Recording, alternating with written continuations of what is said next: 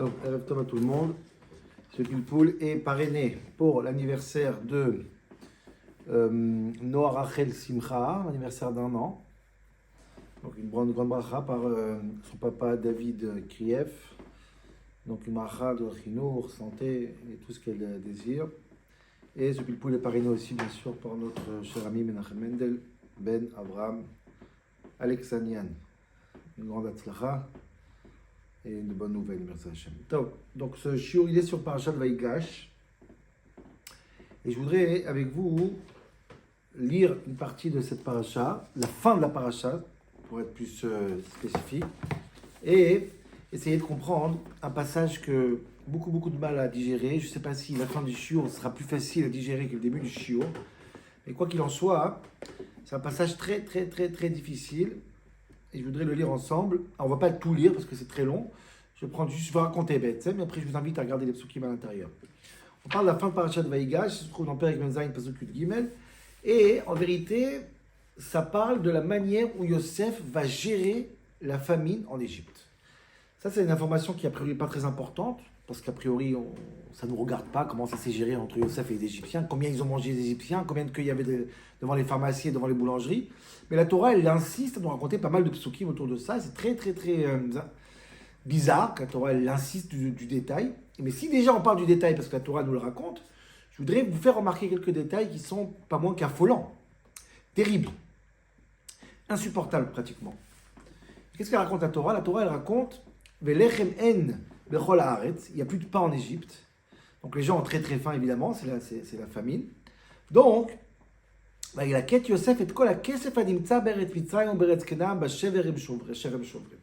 les gens voulaient du pain. Les gens voulaient du pain, ils sont partis chez Yosef. Ils ont dit, Yosef, on a faim. Yosef dit, vous voulez manger? Demande l'argent. Ils ont donné de l'argent et l'argent, c'est fini. Et Yosef a fait en sorte que toute liquidité, tout l'argent qui existe chez les Égyptiens vienne dans sa poche. Et il a pris tout cet argent, il l'a pris, il a donné à Paro. Donc en échange de l'argent des Égyptiens, il a donné du pain. Une fois que l'argent c'est fini, comme ça le pasteur nous dit, il tombe à caisse, il n'y a plus d'argent. Les gens n'ont plus un sou dans la poche, c'est fini, nigmar. Ils commencent à avoir faim. On a faim. Yosef leur dit, bon, il n'y a plus d'argent. Et le Farshim dit que Yosef il a vraiment fait en sorte qu'il n'y a plus une pièce, plus rien. À ce moment-là, qu'est-ce qu'il vous reste? Il vous reste vos animaux. Donnez-moi tous vos animaux. C'est la deuxième étape. Et effectivement, ils ont donné tous les animaux qu'ils avaient à part Yosef. Il a l'année se finit et on vient chez Yosef et on dit on n'a plus d'argent et plus d'animaux. On a tout donné comme liquidité, on a donné tous les animaux, il n'y a plus rien, les bétails, il n'y a plus rien, tu as tout pris, tu as tout donné à Paro. Qu'est-ce qui reste? Il reste nous, nos corps, on peut se vendre en serviteurs et nos terrains. Donc, la troisième étape, Yosef il dit donnez-moi, vous avez tous été serviteurs de Paro et tous vos terrains vont appartenir à Paro. On marche tout. Il y a tout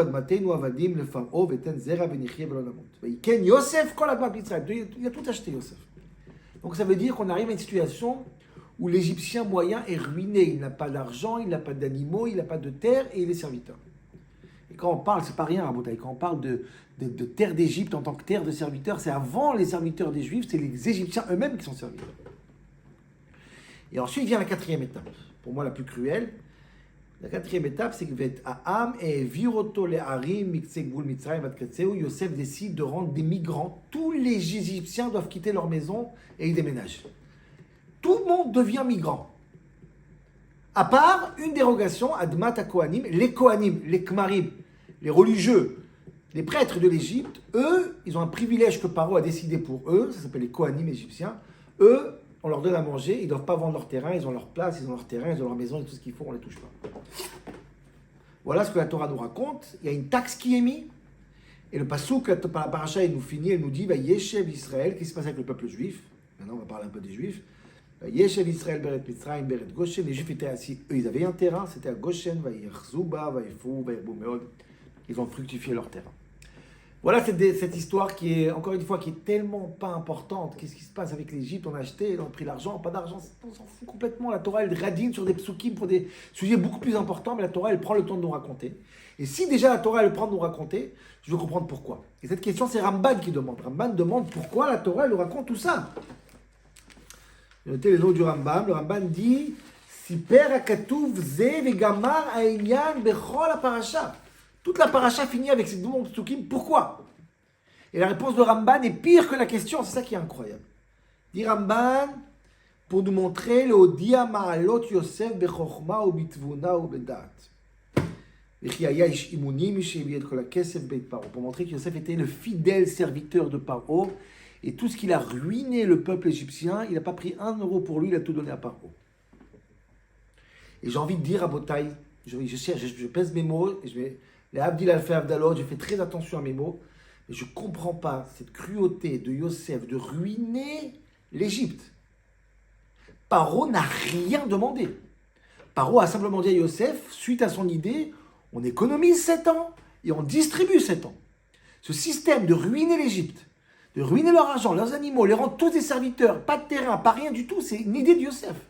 Et pourquoi c'est une bonne idée? Pour montrer que Yosef c'est infidèle. Et Yosef, en vérité, comment vous dire en français normal, il devient plus égyptien que l'égyptien. Il était zémourisé, j'ai envie de dire. Qui t'a demandé de faire ça? Non. La Torah nous raconte qu'il était tellement fidèle qu'il a fait souffrir son peuple pour montrer à Paro, je suis fidèle parmi les fidèles. Mais c'est pas normal, Yosef, vous avez rien fait. Ça se fait pas. Pourquoi faire souffrir le peuple? T'as rien demandé, Paro. Prends de l'argent, ok. Demande-leur du travail, ok. Mais ne les ruine pas. Ne les humilie pas. Pour un morceau de pain. Il dit Ramban, oh, c'est pour montrer sa fidélité à Paro. Mais c'est quoi cette histoire? L'Avdil, j'ai pas envie d'être provocateur, mais à l'Avdil, ça me rappelle le gouvernement, certains gouvernements collaborateurs en Égypte, en France, le gouvernement de Vichy qui essaye d'être plus allemand que l'allemand. Et il rajoute des xérotes sur que les marchés ils n'ont même pas demandé. Mais qui t'a demandé de faire ça? Il a demandé Paro. Et Ramban, il dit, c'est la mala de Yosef, qu'il est fidèle à Paro. Paro, c'est un pourri. C'est un arzar. C'est un dictateur. Et toi, tu quoi? T'es fidèle au dictateur. Non, mais Vinetze. T'as même pas demandé ça, le dictateur. Certains midrashim sont tellement gênés avec cette question qu'ils essayent de prouver que Paro était encore plus cruel que Yosef. Mais c'est pas dans le pshat. Dans le pshat, Paro n'a rien demandé, pas chut. Donc j'ai du mal à comprendre. Beaucoup de mal à comprendre. Deuxième question que je voudrais vous faire part aujourd'hui, c'est la deuxième cruauté, celle-là elle est vraiment incroyable. Pas seulement qu'il a ruiné, il a pris, il a humilié, mais la pire des choses, c'est qu'il a rendu tous migrants. Tout le monde quitte sa maison. Tout le monde. Tout le monde déménage. Plus personne n'a une adresse. Un homme sans adresse, Ribbono Shel Olam, quelle humiliation. Pourquoi il a fait ça? Dit Rashi, encore une fois Rashi. Vaut mieux que tu dises pas. Quand tu dis, c'est encore pire. Dit Rashi, comme ses frères et son père étaient migrants, il a décidé de rendre tout le monde migrant pour pas que son père et son frère ils ont honte. C'est vraiment l'impression que c'est le projet de la mairie de Paris de mettre des HLM partout pour que tout le monde soit pauvre et personne soit. Mais qu'est-ce que c'est que c'était? Qu'est-ce que c'est que cette rochma? Qu'est-ce que c'est comment? C'est quoi? La Torah nous raconte tout ça. Pourquoi faire? Pas seulement que c'est pas intéressant, c'est pas intelligent. C'est pas moral. Tout le monde migrant pour que ton père se sente bien. Encore une fois, je suis sûr que j'ai demandé à Jacob, il n'aurait jamais demandé une chose pareille. Pélé. Non mais oui, le mettre dans mes vignes. Et le pire, c'est le dernier passouk. Waouh. Le dernier passouk, c'est le mode d'emploi, comment créer l'antisémitisme. Yosef, il a les Kohanim égyptiens qui ont une terre, tout le peuple est ruiné et migrant, et les Juifs, Vaïfrou, Vaïarzou, ils ont une terre. Et pendant que tout l'Égypte sont en train de crever de faim, excusez-moi du terme, ils n'ont même pas une adresse, les Juifs sont dans leur piscine à Goshen en train de nager. Dites-moi qu'une personne normale est capable de faire ça, de ne pas créer une tension, une guerre civile. Dis-moi que Yosef lui-même qui a souffert, parce qu'on a préféré lui à ses frères, il n'est pas en train de faire la même chose dans son peuple, en train de préférer un peuple à un autre, et les Juifs. Dites-moi que c'est pas comme ça qu'on crée l'antisémitisme, Ribbono Shel Olam. Dites-moi que c'est pas pour ça que l'Égypte veut tuer les Juifs. Pendant qu'eux, ils ont rien. Les autres sont l'eau coule dans la piscine sans limite.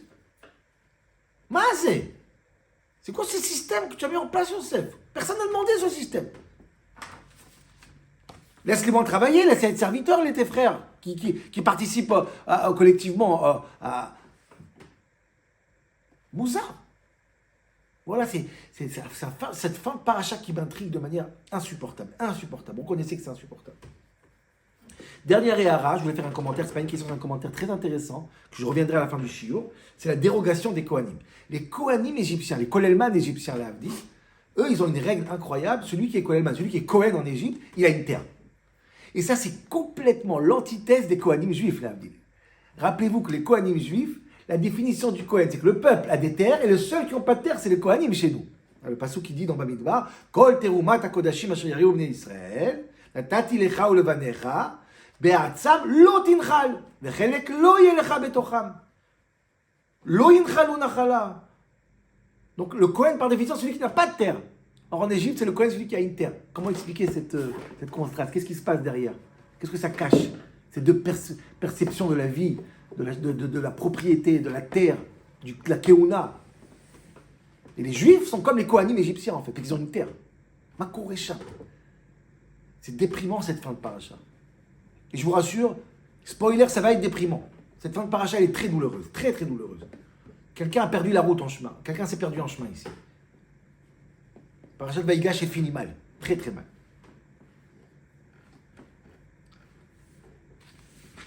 Pour comprendre tout ça, Rabotai, je voudrais vous dire un Yesod à Yesodot. Une idée qui m'est très très chère, très très chère. J'espère que j'arriverai à dire les mots, à trouver les mots de cette idée. C'est très très important et je pense qu'il est tellement important de cette idée que quelqu'un, il veut savoir est-ce qu'il est digne du nom d'être juif, carrément. Il est digne d'un juif qui travaille, qui sert Dieu, qui veut savoir si tu sers Dieu. Écoute bien ce Yesod. Où t'en es dans ta vie? Tu veux savoir si tu es dans le bon chemin, si tu es en chemin, si tu es tu es au Vedat Hashem, tu as une bonne relation avec Kadosh Baruch Hu, une bonne relation avec toi, bonne relation avec ta femme et tes enfants, relation avec ton entourage. Ça, c'est le baromètre. Ce baromètre-là, c'est Yesod et Yesodot. Ça a l'air une Mishnah que tout le monde connaît, mais en vérité, plus on connaît cette Mishnah, plus on connaît cette phrase, plus on comprend qu'on ne comprend pas. Et c'est un Yesod incroyable. Et je voudrais solliciter la Mishnah dans Pirkei Avot, très connue, dans Perek Dalet, Amar Rabbi Yaakov, Olam Azeh Domé le Prosdor. Écoutez bien, cette Mishnah est très importante. Dit Rabbi Yaakov, le monde ressemble à un couloir, Bifnei Traklin, devant le salon, devant le palais. Atken Atzmecha Beprosdor, mets-toi bien dans le couloir, Kedé Shetikanes la Traklin, pour que tu puisses rentrer dans le palais. Donc c'est une métaphore après qui vient dire que quoi? Prépare-toi avant pour que tu puisses rentrer après. Si tu ne prépares pas, tu ne pourras pas manger après. C'est une métaphore très intéressante qui est simple en vérité. Si tu ne te prépares pas en avance, tu ne pourras pas rentrer à la fin. D'ailleurs, le Midrash a plein de métaphores autour de ça. Dans Kohelet, le Midrash Rabbah, il dit le Olam Hazeh domé les Yabasha, la terre sec. Olam Haba domé à la mer. Si tu ne prépares pas à manger avant d'aller en mer, tu vas mourir de faim. Olam Hazeh domé les Yom Shishi, le Midrash il dit ce monde ressemble à vendredi. Olam Haba c'est Shabbat. Si tu ne prépares pas Erev Shabbat, tu ne mangeras pas Shabbat. C'est une métaphore qui est simple en vérité. Mais Rabbi Yaakov, il vient et rajoute une troisième métaphore ici. Est-ce que c'est juste pour rajouter une métaphore ou est-ce qu'il y a une profondeur qui est très très forte? C'est une profondeur que ce n'est pas ça une métaphore. Ce n'est pas du tout une métaphore, c'est une Mishnah, ce n'est pas un Midrash. Cette Mishnah est très profonde et c'est le Even Yesod et Yesodot de Chovat Adam Beolamo. Comment vivre son judaïsme, comment vivre sa vie. Quand on réfléchit, cette Mishnah, cette métaphore est très bizarre. Pourquoi? La Mishnah, elle dit, Olam Hazeh, domé les prosdor. Ce monde-là, c'est comme un passage, c'est rapide. L'essentiel, c'est le monde futur.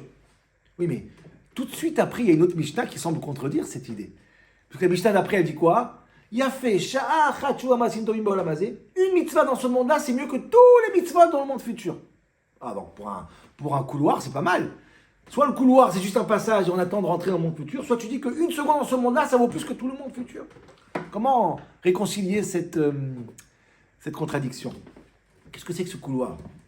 Je pense, Rabotai, qu'il est temps d'avoir une autre lecture complètement de cette Mishnah. Et ensuite, on va atterrir dans notre paracha. Et cette Mishnah-là, il faut la prendre et l'afficher chacun dans sa chambre et comprendre chaque fois qu'il y a un souci, c'est qu'il n'a pas fait cette Mishnah. Je pense que cette Mishnah, c'est faux de dire que Olam Hazeh et Olam Haba dans notre Mishnah, Olam Hazeh c'est ce monde-là, Olam Haba c'est le monde après qu'on meurt. Faux. Olam Hazeh dans notre Mishnah et Olam Haba, c'est les deux dans ce monde-là. Dans ce monde-là, on a tous un Olam Hazeh, c'est-à-dire le moment présent. Et Olam Haba, c'est le moment qui est tout de suite après, c'est-à-dire dans 1 minute, 2 minutes, 5 minutes, 10 minutes, 1 heure, 2 heures, 1 jour, 2 jours. Dans notre vivant. D'ailleurs, je pense que Maharal fait remarquer ça. La métaphore du couloir, le couloir est déjà dans la maison. C'est pas comme la mer et le chol, le sable. C'est deux endroits différents. C'est pas comme la vie et la mort, c'est deux mondes différents. Il n'y a pas marqué Olam Acher, il y a marqué Olam Haba. le couloir il est déjà dans la maison. Quand je suis dans le couloir, je suis déjà dans la maison. Olam Hazé, Olam Haba, c'est le couloir et le salon de la même maison. Dans un monde où on vit dans un vie d'une personne, il a ces deux étapes qui sont dans la même vie. C'est-à-dire Olam Hazé, Olam Haba. Maintenant, je vais expliquer, écoutez bien. Un homme dans sa vie, il doit tout le temps être en situation d'un couloir vers le moment prochain. Autrement dit, jamais rien dans ta vie n'aboutit de manière définitive, ce qu'on appelle shalva. J'arrive à une fin. Non. Tout ce que tu réussis dans ta vie, ça reste un prose d'or pour que tu puisses profiter du traklin.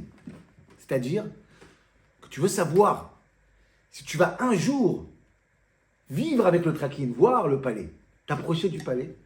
Pour t'approcher du palais, il faut que ton présent soit toujours un couloir.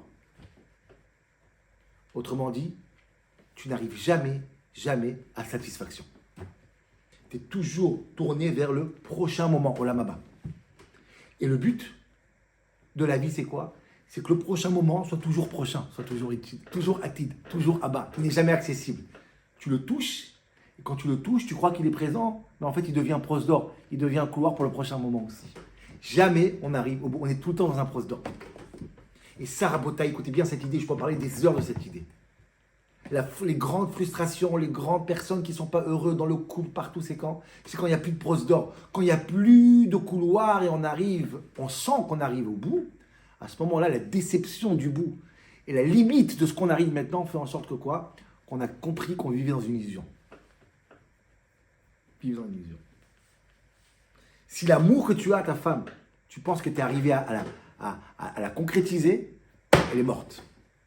Le vrai amour, c'est quoi? C'est un amour couloir. C'est-à-dire, l'amour de maintenant, c'est un couloir vers l'amour du Olam Haba, c'est-à-dire dans 5 minutes, dans 10 minutes, dans 1 an, dans 2 ans, dans 3 ans.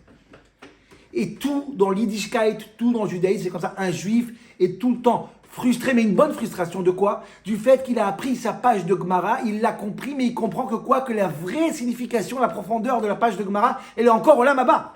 Elle est encore à venir. C'est ça, faire partie de quelque chose qui est nitzri, qui est éternel.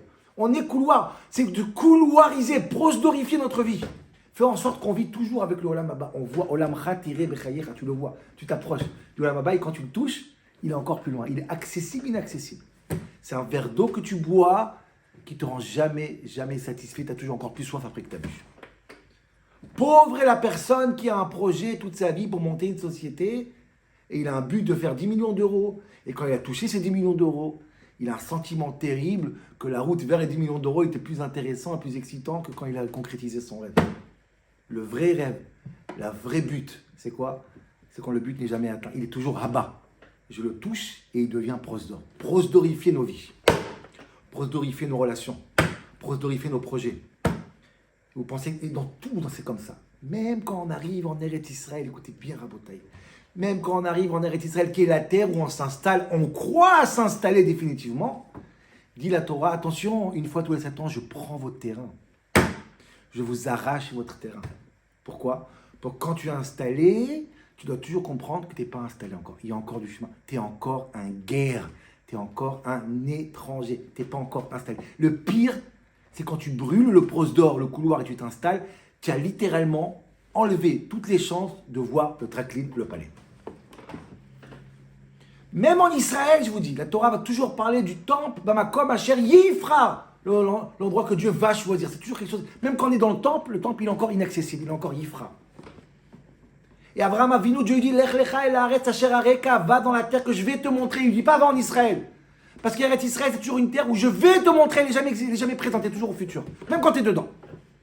Pauvre est la personne qui a explosé le prose d'or et qui croit qu'il est dans un traklin, alors il a raté sa vie, il a compris que c'est une illusion, il est frustré et triste. Un juif, il est tout le temps dans un prose d'or vers la prochaine étape qui sera toujours Olam Haba. Pas Olam Acher, Olam Haba. Ah, elle arrive. Ça s'appelle guerre. Guerre. Dit le Maharal, intéressant entre parenthèses, on dit dans la Tfila, Al tzadikim, al chassidim, al zikna mecha bet Israël, al gere at tzedek. Les tzadikim, les chassidim, tous les grands, et qui encore? Et les convertis. Quel rapport les convertis et les tzadikim? Dit le Maharal, un tzadik, c'est quelqu'un qui vit avec le sentiment que c'est un guerre. Celui qui n'est plus guerre, c'est un rachat. Et c'est un homme mort en fait. Les Shaïm, Kourim, ils croient qu'ils vivent, ils croient qu'ils sont dans le traklin, dans le palais, mais en fait c'est vide, c'est mort. Le judaïsme, c'est le prosdorification. Le judaïsme, c'est la religion du prosdor. C'est extraordinaire. Chaque seconde, c'est un prosdor pour la prochaine, pour le Olam Haba.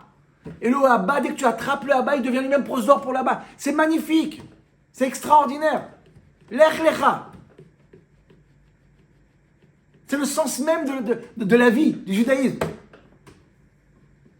Et derrière Hagaf, quand Kadosh Baruch Hu dit à Avraham Avinu, et là on arrive à notre paracha. Tous les dernières parachas, Kadosh Baruch Hu dit à Avraham Avinu, ton peuple il va être quoi? Dans Brit Ben Abetarim, Ki ger iye zaracha be'eretz lo lahem. Kadosh Baruch Hu promet à Avraham Avinu que son peuple, ses enfants seront guerre, seront étrangers, vont jamais s'installer, ils vont toujours être dans des situations où ils attendent le Olam Haba. Ils vivent dans un prosdor. Ça, c'est le sort du peuple juif. Le juif errant, c'est ça le juif errant. Atken atzmecha b'prosdor, dit Rabbi Yaakov. C'est pas prépare-toi dans le prosdor. Crée un prosdor. Atken atzmecha b'prosdor. Fais ta vie, rends ta vie un prosdor. Tu verras, ta guia la tracline, tu verras le tracline toujours là. Mais il est sans fin, encore. Et quand tu attrapes, c'est encore plus grand. Tu as compris un morceau de Gemara, tu as compris que tu n'as rien compris. Et quand tu as compris, tu as compris, tu as compris, tu n'as rien compris. Mais tu as dit, chez l'oneda. C'est extraordinaire, c'est sans fin, c'est illimité, c'est nitzri, c'est extra, c'est incroyable. Les en lanu mishalvat hareshaim. Ceux qui arrivent déjà à bout, ils ont envie de s'installer, ça c'est les reshaim. Ça c'est le but. Yaakov Avinu Rabotai maintenant, il va rentrer en Égypte et il va accomplir ce que Dieu il a dit à son grand-père, Ger iye zaracha. Yaakov Avinu, c'est très important pour lui, que quand on arrive en Égypte, on comprend que c'est une étape, c'est un prosdor. Et on dira dans Sefer Bamidbar, en fin de compte, dans la Gala Shel Pesach, on dit, Arami Oved Avi Vayered Mitzrayma Vayagor Sham. Yaakov, il descend pour être un guerre, pour montrer à tout le monde qu'en Égypte, on est un guerre. Toute notre vie, on est un guerre. Même en Israël, on est un guerre. On est dans un prosdor. On a la Shemitah.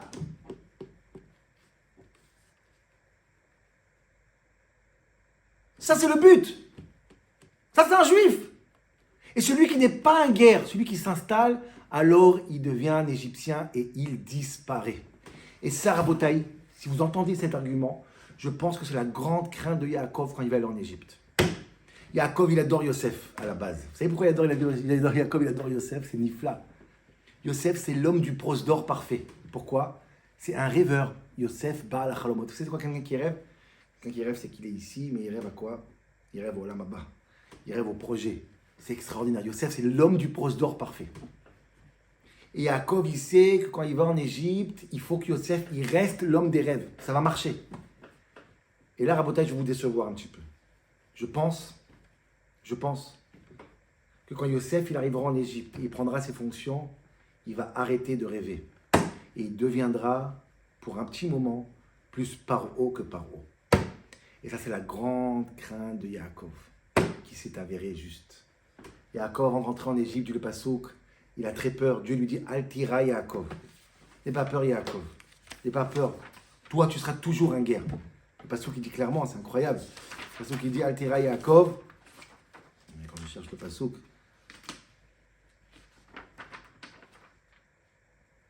Altira Merda Mitzrayim, n'aie pas peur d'aller en Égypte. Dieu dit à Yaakov, Anochi Eredimcha, Anochi Elecha. T'inquiète pas, tu vas pas rester en Égypte, tu vas bouger. Et Yaakov, il comprend ça, mais Yaakov, il a peur. Est-ce que Yosef aussi, il va rester guerre? Est-ce qu'il va rester rêveur? Est-ce qu'il va rester prosdorien? Et Yosef, il devient roi. Dès qu'il devient roi à Botaï, je vais vous lire une lecture dans le Pshat qu'on n'a pas l'habitude de lire, mais c'est dans le Pshat. Yosef, il devient égyptien, et pour un moment, Hachem Ishmor Viati va devenir un égyptien. La passouk qui nous raconte. Désolé d'avoir cette lecture, mais c'est vraiment le Pshat. Yosef, il change de nom, Paro, il change de nom à Yosef. Il appelle Tzafnat Paaner. Vaïkra, Paro, Shem Yosef, Tzafnat Paaner. Il devient égyptien. Les Juifs n'ont jamais changé de nom. Yosef a changé de nom. Vaïten Otosnat Bat Potifera. Il se marie avec une égyptienne de souche. Et après, le pire des pires, plus grande déception, Yosef Yolad Shtei Banim. Je sais que ce n'est pas la lecture que vous avez l'habitude de lire sur cette psukim-là, mais je suis obligé de lire le Pshat. Yosef, il a 2 enfants. Un, il s'appelle Ménaché. Un, il s'appelle Ephraim. Ménaché, c'est quoi? Kinashan Elohim. J'ai oublié la maison de mon père. Et Yosef, il est content qu'il a oublié. Il appelle son fils comme celui qui a oublié. Il n'y a pas seulement qu'il a oublié, Ephraim, Ephraim Beretoni, je suis même bien en Égypte, ça marche très très bien pour moi. Et là, je sens Rabotai que Yosef, dès qu'il a reçu la couronne, il est passé de guerre il est devenu Toshav. Il s'installe en Égypte. Ce qui explique, Rabotai, ces grandes questions autour de Yosef. La grande question de Ramban, pourquoi Yosef, Ribono, Sheolam, tu deviens un roi? Pourquoi tu attends des années avant de chercher ton père? Appelle-le tout de suite. Vous me demandez à moi? Je ne suis pas sûr que Yosef y veut. Il est bien en Égypte. Nachani Elohim Ibaitavi, j'ai oublié mon père. Je suis bien en Égypte. C'est terrible ce que je dis.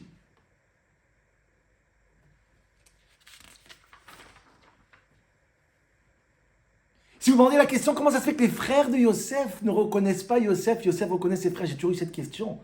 À la rencontre dans notre paracha, la première fois qu'ils se voient, ils ne reconnaissent pas Yosef. Pourquoi?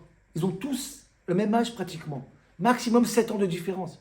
Nahon, il a une barbe, mais il ressemble à Yaakov. Parce qu'ils ne reconnaissent plus le Yosef qui a arrêté de rêver à Botaï. Ils ne le reconnaissent plus, il est méconnaissable, il est devenu égyptien. Ad Kidekar dit Ramban, quand il va rencontrer son père, il va rester froid, il va ni pleurer, ni couler une larme, et ni embrasser. C'est son père qui va pleurer, c'est son père qui va le câliner. Yosef, il va rester froid. Yosef, il est devenu égyptien. C'est pas Stam à Botaï. J'ai une preuve à savoir le pshat. Yaakov, chaque fois qu'il va parler de l'Égypte, il va dire guerre, je veux être un guerre en Égypte. Même quand il va parler à Paro, il va dire à Paro, j'ai noté le passouk,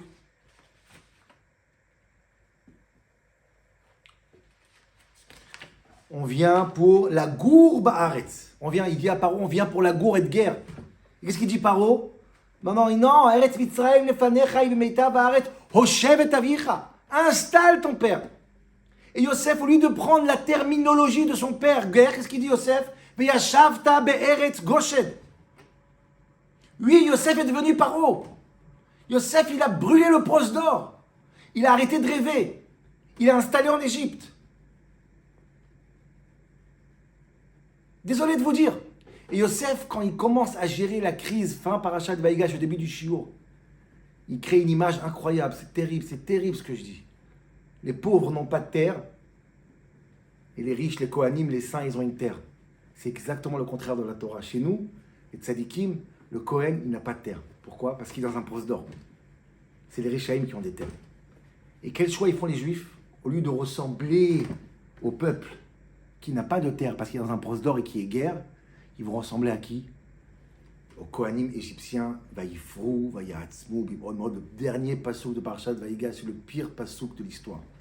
Vaïeshev Israël, Beret Mitzrayim, Beret Goshen, Vaïachzuba. C'est pour ça que je vous dis que fin Parashat Vaïgash, c'est un moment où on a perdu complètement la boussole. Terrible. C'est un moment qu'il faut pleurer quand on lit. C'est un moment que le prose d'or est disparu. On ne va plus voir le tracline. La galoute commence et on est installé dans la galoute. Et j'aurais pensé ça, mais je ne l'aurais jamais dit. Si le Kliakar ne va pas dire à la fin, le dernier Kliakar de notre paracha, comme s'il confirme mot par mot tout ce que j'ai dit. Dit le Kliakar, le dernier pasouk, Vayeshev Israël, les Juifs sont installés, Kol pasouk ze ba'ashmat bene Israël ou medaber. Ce pasouk-là, dit le Kliakar, c'est une kina de Tisha B'Av. C'est une lettre d'accusation terrible pour le peuple juif, pour les frères de Yosef. Qui a Kadosh Baruch Gazar Alem qui guérit Ezaracha. Vehem abikshu liot toshavim bimkom shenigzar alem gerut. Mamash le shiur. Dieu il a dit soyez des guéris, mais qu'est-ce qu'ils font eux? Ils sont comme les Kohanim, ils prennent des terres, ils s'installent. Ils ne veulent même pas sortir d'Égypte. C'est Dieu qui a dû sortir par force. Hachem Ishmor V'Yatzil, comment il finit notre paracha. Et Yaakov, il souffre de ça. Et Rabotai, pour ne pas laisser dans une note pessimiste, la semaine prochaine, Yaakov, je pense, il va réussir à retourner. C'est pour ça qu'Yaakov reste le père de tout l'âme Israël. Yaakov, il a retourné cette situation. Il va rentrer dans les brachot qu'il a donné à tous ses enfants. Il va essayer de re-rentrer cette notion de guerre, de prose d'or. Et Yaakov a demandé une chose à Yosef. Surtout, ne m'enterre pas en Égypte. Sors-moi d'ici. Je veux que tu comprennes que le but, c'est d'être guerre. Comme ça, il dit. Et quand il va bénir Amnaché, Ephraim, tout le monde, il va dire à Yosef, écoutez bien, ne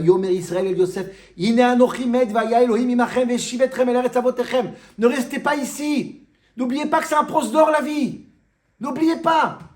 Et est-ce que ça va marcher? Bien sûr ça va marcher. Bezrat Hashem, le dernier passouk de Sefer Bereshit, Yosef, il va changer de disquette, il va redevenir Yosef Baal HaChalomot, qui va rêver, il va comprendre qu'il est guerre. Yomer Yosef Elecha Vanochi Med Ve'Elohim Pakod Yifkod Ve'ela Etrem Min Haaretz Azot El Haaretz Ve'alitem Et Atzmotai Mizeh. Baruch Hashem. Baruch Hashem. Mais notre paracha, c'est cet enseignement incroyable. Comment un brosse d'or qui brûle fait en sorte qu'on peut devenir plus paro que paro. On peut devenir tout ce qu'on a dit au début du shiur. La seule manière de rester un juif, de rester kashoura, kadosh baruch Hu, c'est d'être prosdorifié. Être dans une logique de prosdor, de voir l'olam haba devant nous. Et l'olam haba, tiré bechayecha, tu vis avec l'olam haba, tu vis dans un futur constant.